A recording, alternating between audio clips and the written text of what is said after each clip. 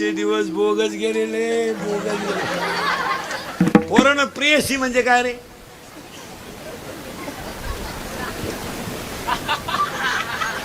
ती काढ एवढंच ते म्हणते गर्लफ्रेंड.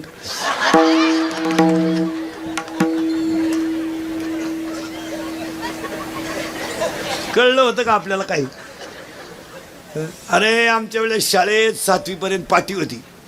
पाटी, तिला साठा नाही, नुसतं खापार. काय अवस्था होती. म्हणून घरचे पत्र्याची घ्यायची.